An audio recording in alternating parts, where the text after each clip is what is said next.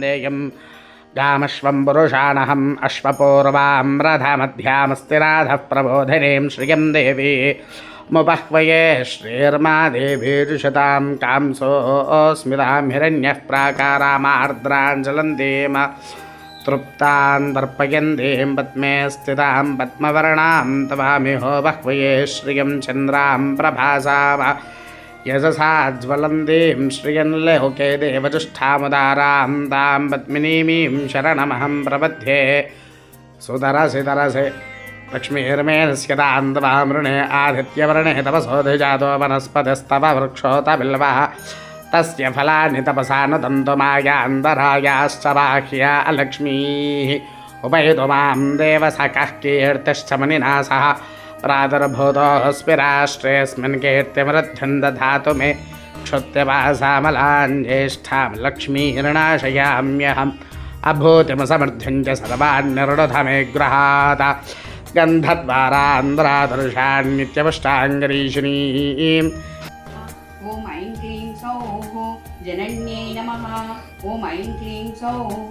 जनसेवितायै नमः ॐ ऐं क्लीं सौः शिवाराध्यायै नमः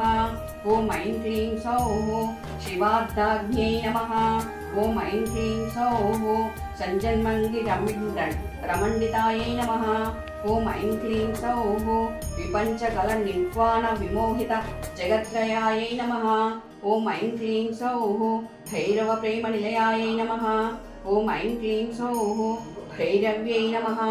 ॐ ऐं क्लीं सौः बासुराकृत्यै नमः ॐ ऐं क्लीं सौः पुष्पिन्यै नमः ॐ ऐं क्लीं सौः पुष्पनिलयायै नमः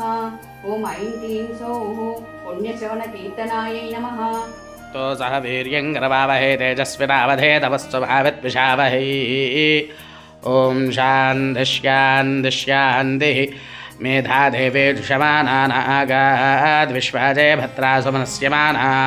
त्वया दुष्टानुदमाना दुरुक्तान् बृहद्वदेम विदधे सुवीराः त्वया जुष्ट अशर्भवदिदे विद्वया ब्रह्मागरश्रीरुतत्वया त्वया जुष्टश्चित्रं विन्दते वजुजानो जुयस्वद्रविणो न मेधे मेधां मयिन्द्रो दधातु मेधां देवी सरस्वती मेधां मे अश्विना भावा धत्तां पुष्करस्य अप्सरासु जया मेधा गन्धर्वेषु जयन्मनः देवी